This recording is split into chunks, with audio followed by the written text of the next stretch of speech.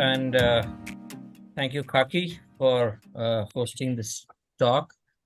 And I think I will straight away, without much ado, go to the presentation. Yeah. So this is Vishrambagwada, and once upon a time, it was a place where I got my BCG inoculation as a little boy. And also, a French archaeologist, he took me to the place and said, "This is your heritage and see what we can do of it." When I was studying architecture, I had met him at Mandu, and he had been coming there for 12 years trying to document the buildings at Mandu. His name was Klaus Rozier, and he was teaching French at the Ranade Institute in Pune. Later on, as it so happened, we were doing a measured drawing of this building. Our faculty at the Architecture College made us do a measured drawing of this. And I happened to take it as my dissertation topic for the final year. So in 1984-85, a few of us not only measured up this building, but I took it as my dissertation. And after that, of course, I went on with my career and my practice and things like that. 17 years later, the project came back to me, and at this time, as a conservation architect, not just me, but along with me, there were two other people. So these are some of the pictures and sketches taken during the thesis, and also there was a lot of these photographs taken during that. I also guided a dissertation by engineering college students on the building. And when we were there at the Municipal Corporation, I had my teacher, V.V. Badwe, and another architect called Avinash Soni, who is a Peshwa period scholar and an architect, who all three came together. We all three knew each other, but we formed an alliance called Badwe Soni Kalamdani Architects. Normally, you would have people competing with each other, but this time, we decided, since we knew each other, we'd rather work together rather than fight against each other. So anyway, we got together and we went into the history of this. Avinash Soni being a very devoted scholar, he has got 2 PhDs on Peshwa architecture. And he wrote a little book on the history of this building. It's a very significant building, and it is obviously the last Peshwa building that was built in Pune by the 13th Peshwa, who was Peshwa Bajirao II. And as the history goes, it was bought as a piece of land in 1799 from a person called Haripant Phadke, who was one of the Sardars of the Maratha Confederacy. These are some of the drawings that I did during my dissertation, and later on, while actually working on the building, I found some of the things are useful. Some of the things were, pipe dreams, which I had to forego and look into the nitty-gritty and the realities of it. So there you have a little map of the city of Poona, which was drawn by the British. And there's a little square in the center which shows the location of Vishrambagwada, which is a little off the Lakshmi Road. Now, when Vishrambagwada was built, there was no Lakshmi Road really. And it went up to the Budwar pit and it stopped right there. It wouldn't go any further. And Vishrambagwada was just a little south of Lakshmi Road.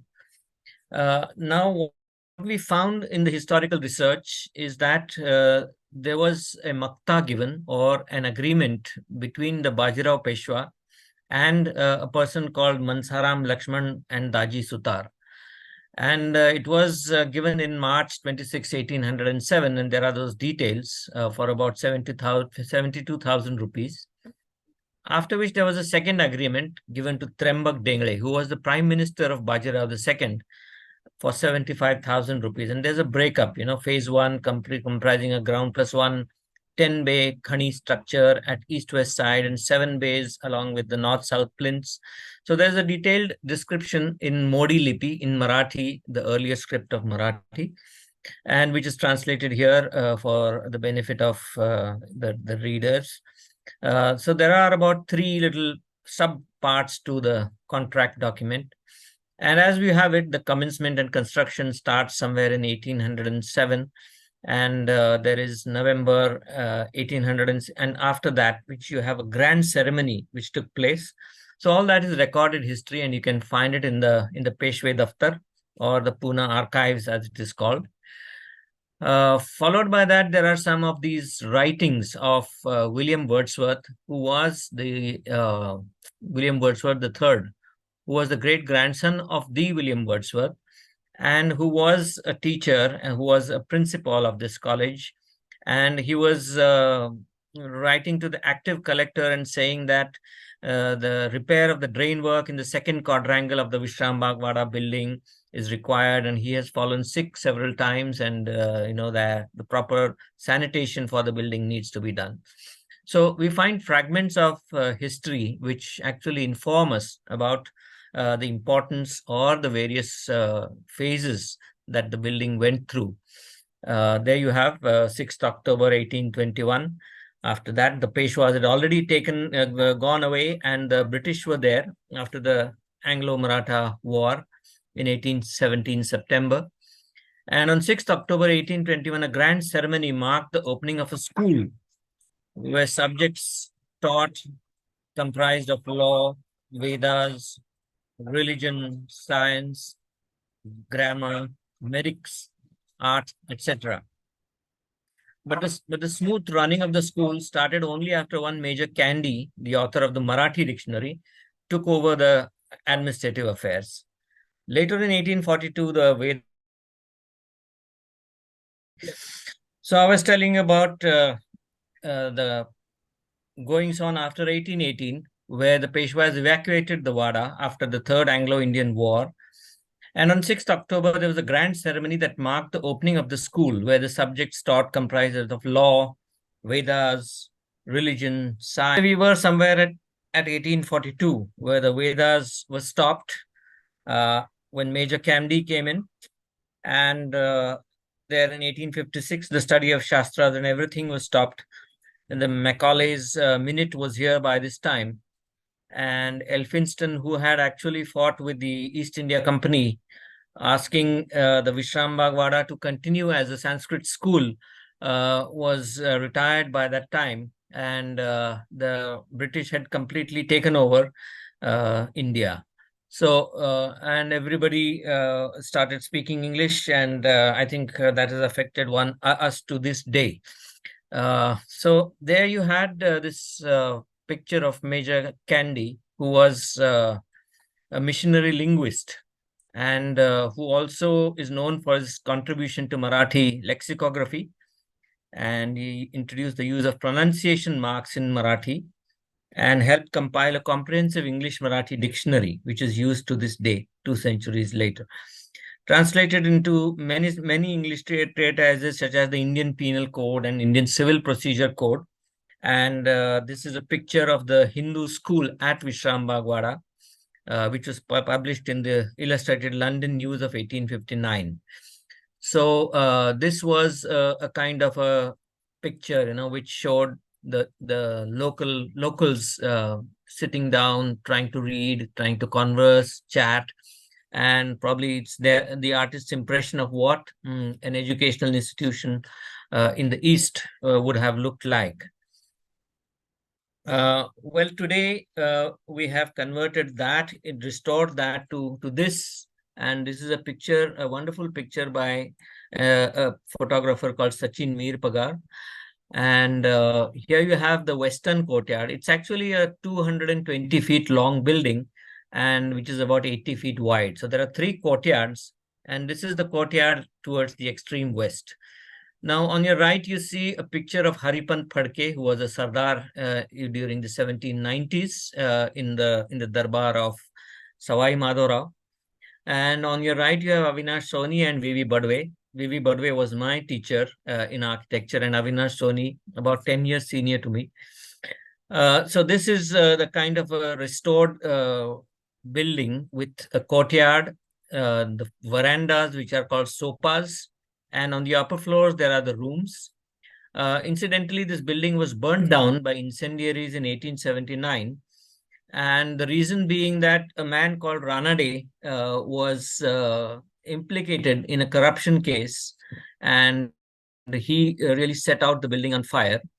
And as it so happened that the great Justice Mahadev Govind Ranade was also charged with the same charges, but he, being a law person, he exonerated him of these charges very successfully. And he, like they say in Marathi, Tomi Navets, so he uh, convinced the jury that that was not him. One of the important evidences that we could collect about the building is this map done by a person called Colonel Leith, who conducted a survey of Puna's buildings because they had to sanitize the city. So, for the early British colonels and the army people, civil engineering was a thing that they did when they were not at war. And this Colonel Leith went across surveying all of the buildings. And this building, which you see three courtyards towards the base, is the one which is Vishrambagwada. And the courtyard of the picture of which you just saw is the western courtyard. There's a central one and there's an eastern one also. What's important to note is that on the eastern front of the building, there is no balcony shown. There is a balcony on the south, and there is a pushkarini, or there is a place which is a water hole where people would come to drink, collect drinking water or wash clothes and use it as generally watering hole. This water was brought in by a Persian style system called the underground water supply system, water cisterns. And there was a uh, system of pipes that were made of burnt clay, and which exists to this day in parts. And that is what one can see in the city of Pune in some places. So here on the north of the building, you see Lakshmi Road, which stops at Budwar Pet over here. And today, of course, it goes much further, and it is much wider than what is shown in this particular plan. So collecting such pieces of evidence of what was there in the past was an important piece of history that we could make out. Here you have some pictures of Bajirao the second, or Dusra Bajirao, and he was infamous because he signed this treaty with the British. And there you have all this information that went on, where it was a premises for 100 students who studied the Vedas and Shastras. And of course, that was stopped after Major Candy came in. There is a before and after picture of the building showing what it was when we started work. All the veranda-like spaces, or the sofas on the ground floor, were completely closed in, using partitions, using various kinds of windows.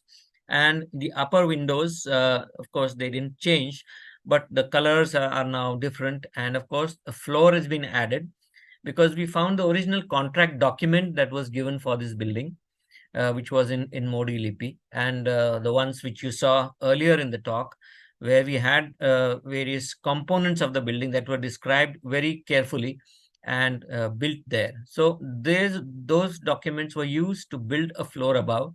Normally, in a grade 1 historic building, you're not allowed to make changes. But since this was a very strong evidence about the building, saying that there was a malvad, or a loft, that was above the main habitable spaces, that was added by the Pune Municipal Corporation, who actually owned the premises.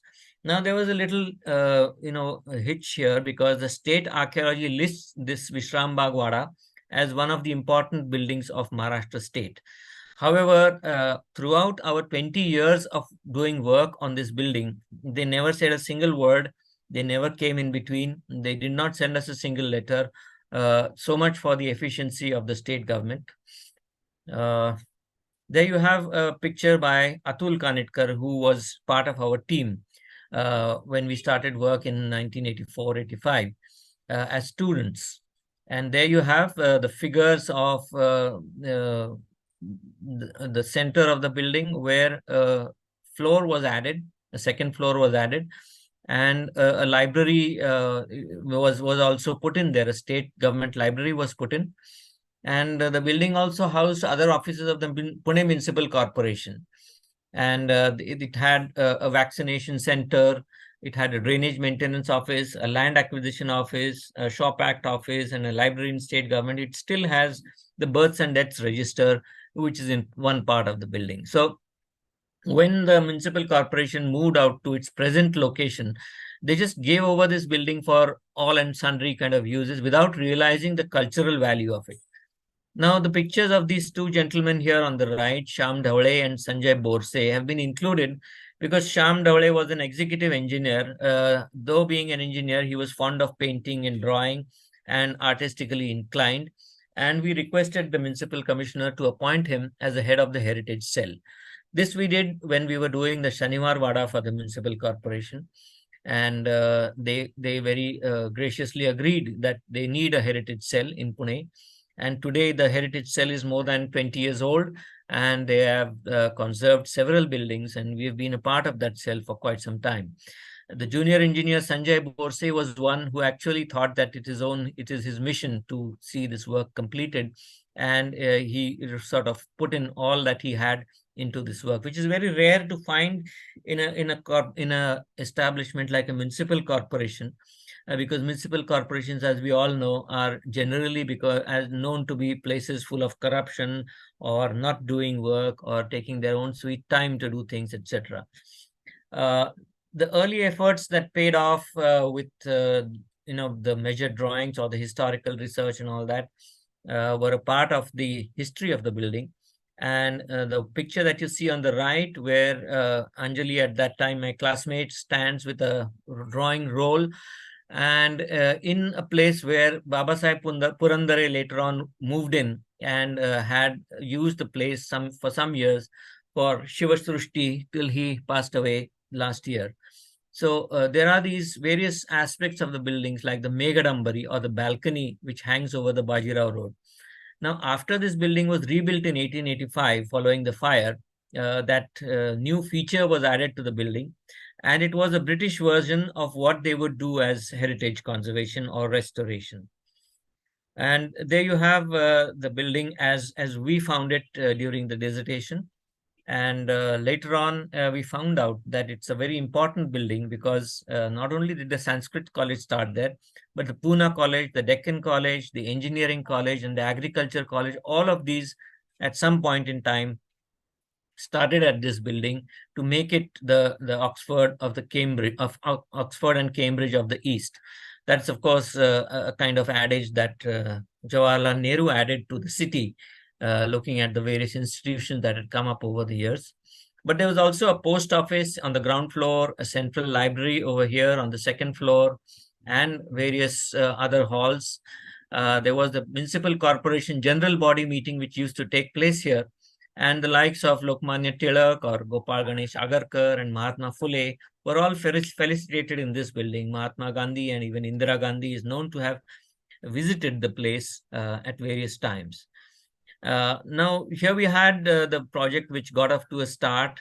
And on the right, the man in the blue shirt that you see is Ravi Ranade, our structural engineer, who helped us with a lot of the things that go with the building, because there was no IS code for woodwork, and how does one check woodwork, or how does one certify that it is good or it's not eaten by termites or things like that, because the entire building had wood as the main member which took the tension on the floors.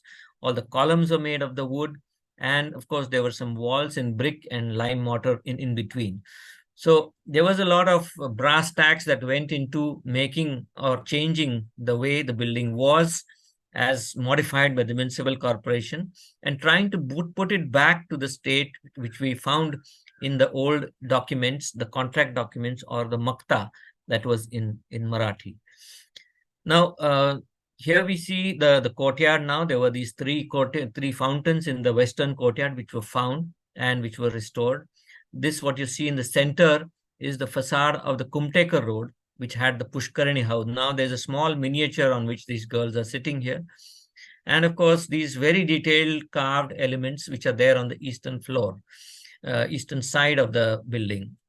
Apart from that, there was cow dung on the floor, which was not possible to maintain for a municipal corporation, and which is why wooden floors were introduced, and there were gaps in between, which led to a lot of sagging on the floors below. So that heavy thing was removed, and the Ciporex as a filling was used. A lot of modern material was also used in the building wherever the older material was impracticable to be used. or not possible for a municipal corporation to take up. The south facade during the restoration, with all covers is what you see.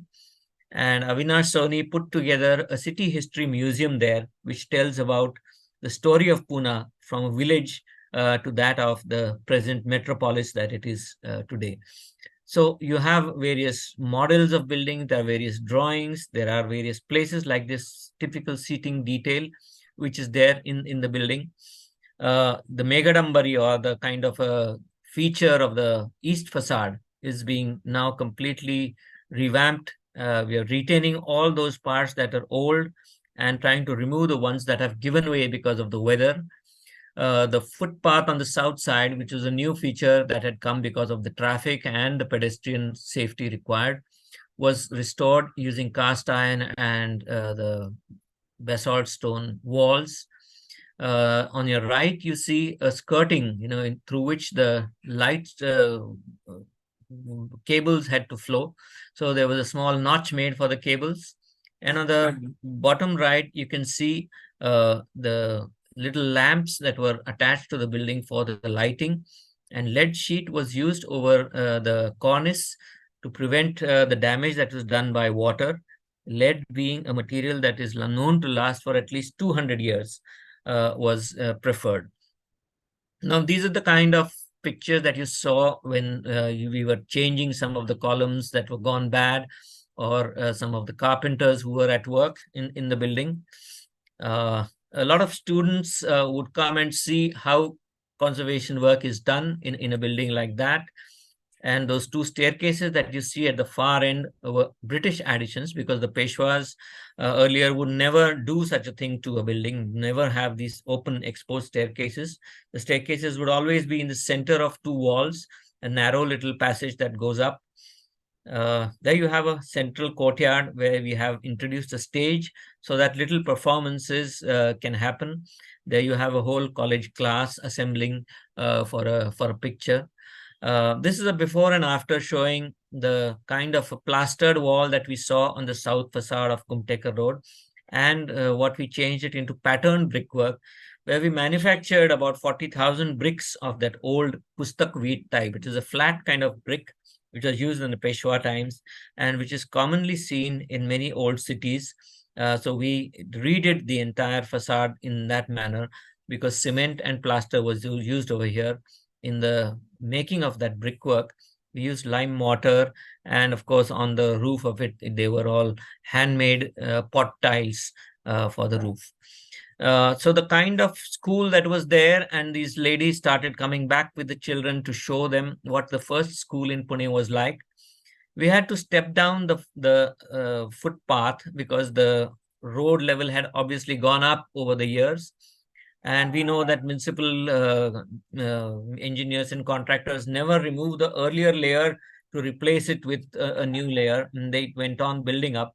So for the pedestrian, we had to step down 3 steps to go into the earlier level of the plinth and come back as if one was stepping back into the history. And the municipal corporation was gracious enough to allow a little portion of the road for that, because there was no plot available on the front. And there you have another picture of the western courtyard. Inside, now, what is the purpose of the building? What do we use it for was one big question. And our architect, Badwe, our teacher, gave us excellent clarity about this fact. Normally, a building is seen as a container of many uses and objects. In this case, the building itself was to be seen as an exhibit. And he said that you might change whatever you put in the building, but please don't change the structure and form and spaces of the building at all. So it was decided to have a complete exhibition of heritage buildings inside the building, where we had made little replicas. We found a person who made very good exact replicas of buildings, and there were pictures and those heritage buildings put on these kind of stands.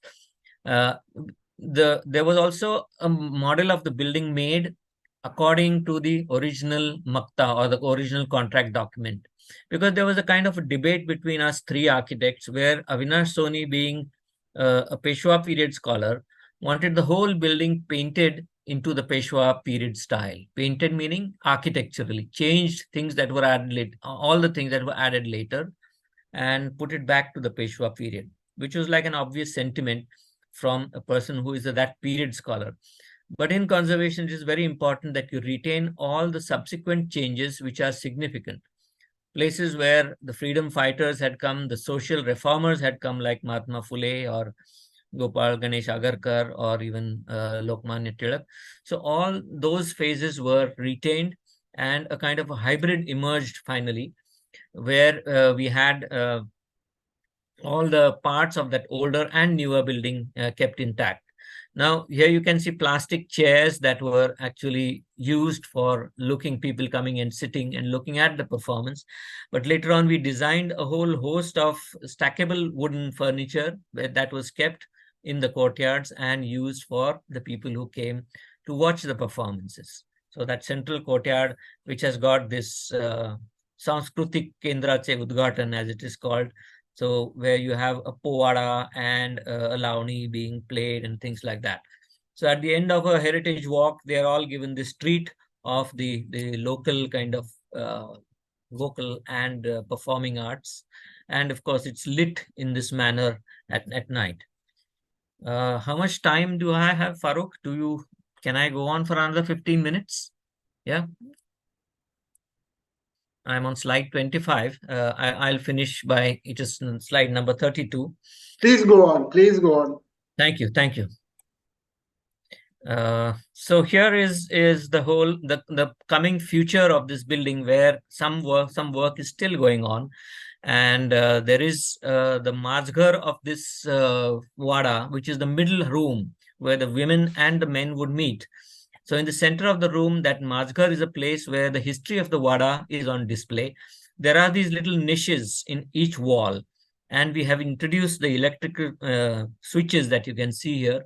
And there's electricity running concealed behind all of these. None of the electricity pipes or the conduits are showing. We have these handi-like lamps, which are indigenous to the period, which are being replaced. There's me lost of much of my hair in the process of 20 years working on this building, and the contractor explaining some detail to him in the monsoon. Various drawings like these, mock-ups like the one that you see on the right, where a darbar is being planned in the front part of the building. And of course, architectural illumination of the building is yet another thing that is being taken up. Now that the library has moved out, because a lot of heavy books were actually occupying this space, and which was earlier used as a kind of a general body meeting place for the municipal corporation, will now have a different kind of a use. And the one that you see, these little red stacks of books, will be shifted to a smaller place where there is a library of heritage books in that place. So the library aspect of it and the learning part of it will still get retained. Incidentally, the building is about 40,000 square feet and in the floor space, and which is built around those three courtyards. So little fragments of the building which are important but which had to be taken down because they had gone bad are also being put in a museum showing the restoration of the building. There you have the hall, which has got these steel trusses on the top, and these bright green colors will all be changed into which, what you can see in this plan, there would be lifts for the people to go up and down, and there would be office space and a central hall where an exhibition can be held or a performance can be seen. So planning for the new uses while retaining some of the essence of what was there in the older times has been a kind of watchword for us. It has been a guiding principle for us in trying to bring these changes about. So there you have the sections and the various drawings, which I won't go into the details. The kind of glass lifts which you see in airports or places like that. So any new element that is being added to the building is being made out as such, and we're not trying to show as if in the older days there was a lift. And this is a kind of a existing form of the hall and a proposed how it would be presented when the people come and sit in there. So there's a very complicated table on the right-hand side, which gives you a list of the tenders and the work done till about 2019. So this list continues into about 32 such items where different construction companies were given the work. There are about 32 of these construction companies and little sums, somebody did a 5 lakh tender, somebody did a 20 lakh tender, but most of them are very, very small. The largest one being the Yojana construction, which had got a 23 lakh tender. So it was a test of our patience also, but we saw to it as a task of capacity building with the municipal corporation, where contractors, where their municipal engineers got to know what is heritage conservation, how it is done, how patient one has to be, what one can do, what one cannot do. So there was a real patient search that went on with the building. And these are some of the views of the hall as it would look once the work is completed. So it's been 21 years, 6.5 crores spent, and 31 contracts so far. Yeah.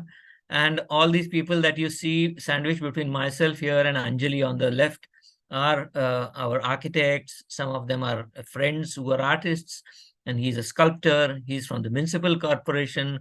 He has an IT guy who's telling us now how to really manage the crowds that would come into the building and yet make enough money that would keep the building going. So I think I'll stop here with those 35 slides and stop sharing the slide so that we can take the question and answer session. Thank you. Over to you, Farooq. Thank you so much, Kiran. It was really fascinating. It's really been your passion. What do you think is your biggest learning from these 21 years? To be very patient with conservation. It took just 2 years to build the building, and to restore it has been a really patient search, and it has been a capacity building. It's building a lot of friends with a lot of people over the years. And of course, it's kind of a conservation really being demonstrated practically, which is of course when we were learning the subject in England, they said, can India afford conservation? That's what the British would ask us back there in England. So now we can tell them. In fact, we went there 30 years after the course and showed them what conservation we'd been doing at India. So suppose you were to take up a similar project of this magnitude, what would you do differently now after these learnings have been? Well, we did several other projects after that. Like one was the council hall, which was finished in about 2 years. Okay. Yeah. So all those kind of things that were to be done. Of course, the state government can command much larger amount of finances. And the problem with the municipal corporation is that they have to satisfy 120 corporators and spread the finances evenly. And municipal corporations being a Sadak Bijli Pani kind of a organization, conservation cell and taking up conservation is a very exotic activity for them. It's a very complicated one. And of course, they are always scared of the auditors, So they need to do everything right so that they don't get caught in the audits. And so over the years, I think they've all grown so smart that some of the junior engineers wanted to chuck us out of the project. We were being too methodical and too academic about it, probably.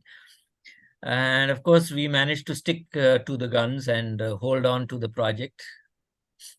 So a lot of learnings, one could say. Great.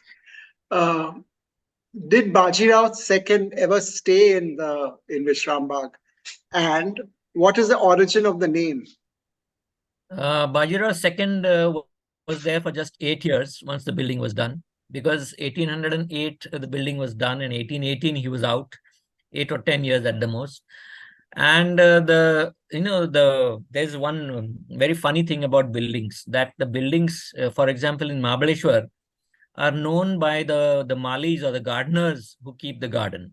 The owners keep changing. And we were doing, the heritage sort of conservation surveys in Mahabaleshwar, and they were known as Is Malika Bangla, Us Malika Bangla, Tisre Malika Bangla. The owners kept changing. So here there was a Mali whose name was Vishram, and that is why the building came to be known as Vishrambagwada. So there was a Bagh earlier here, and the Mali's name was Vishram. That gives the whole building its name. And Vishram was there during the Peshwa times. Yes, yes. So In the name comes from there, obviously. Yeah, and the Yes. contract document, you see that he was given 400 rupees to take care of the premises after Wow. it was built. So the Mali became the kind of a janitor of the building. There's a question from Lester. He says, regarding the addition of the new loft, did you retain the original roof and how did you manage that? Well, we dismantled whatever tiles and trusses were there. Yeah, we added a floor to it and put back the roof there. So in conservation, you don't throw away things as much as you can, and you retain them, because the test is to retain as much original material, though it might be a replacement of a later day. If it is good usable material, it is always kept there and it is valued in that sense. We have a few budding conservation architects in our audience. Wow. What tips would you give them?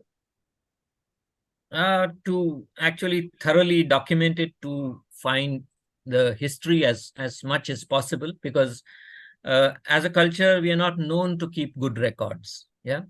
So, but with the kind of cross-fertilization from various cultures, you did find that we were amazed at the kind of records that we found.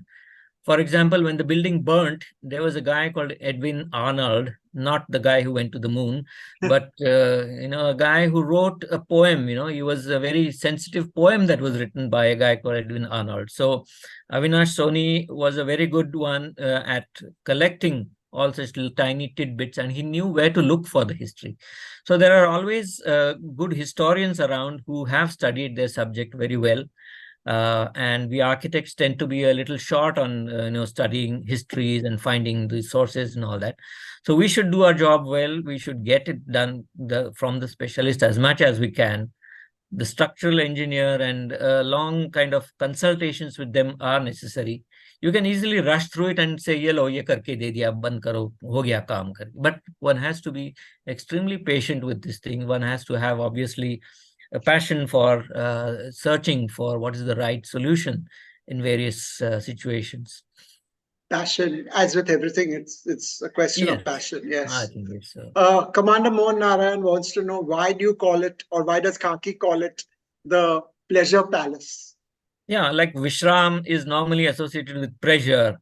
And Yes. because this Bajirao first, he was plagued by this Kakamala Vachwa, which was that Narayan Rao's ghost, which according to him, the kind of oral legend as it goes, was that the ghost still, stalks Shaniwar and he was probably a little, cowed down by the achievements of the great Bajirao the First, who went up to attack in Afghanistan and fought 40 battles in his life and won every single of them. But this guy, he fought a few battles and lost almost each of them. So there was a kind of, probably he was hiding away from the public glare, so to say. The next question is, how much of the original wood from the original structure has been conserved after the renovation? After the renovation, we would say at least 80% of the original wood is there. Wow. Because even if it was 1/3 of a column gone, we would Uh-huh. keep the rest of the 2/3 intact and splice a new piece of wood in the rest of it. Because this is very much unlike the Sarkar Wada at Nasik, which was done by the state archaeology, where they took down the entire building and they put it back using whatever new material they could find. So it is not just the material, but it is the actually junctions between various materials, the fit and the finish. If you take down everything, I think you lose a bit of history, a more bit of history, than doing everything in situ. So there are two different approaches to conservation that you can see between Pune and Nasik, which demonstrate, probably in my opinion, better conservation. Right. Moving on, do you see any similarities between Vishrambagwada and Shaniwarwada in their facade or design? No, not really, because Shaniwar Vada is much larger in scale. Shaniwar Vada is spread over at least 5.75 acres. whereas Vishrambagwada is just 80 feet by 200 feet. So it's less than half an acre. Yeah. So it's much tinier in size. Of course, Shaniwarwada, the main buildings are all lost. And we did a conjectural restoration of about 3,40,000 square feet of built areas. There were 14 buildings inside. Whereas here it is just about 40,000 square feet. So in terms of scale, it is different. In terms of the time, it is different. In terms of the kind of a British sort of details that are crept into its building, that what makes Vishrambagwada a completely smaller younger brother of Shaniwarwada. You talked about the methodical records which were kept in that era.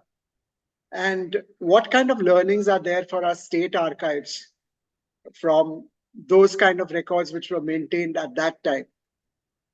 Well, what they did in Pune is once the British took over, they built a building which was called the Alienation Records Office, which later on came to be known as the Peshwe Daftar.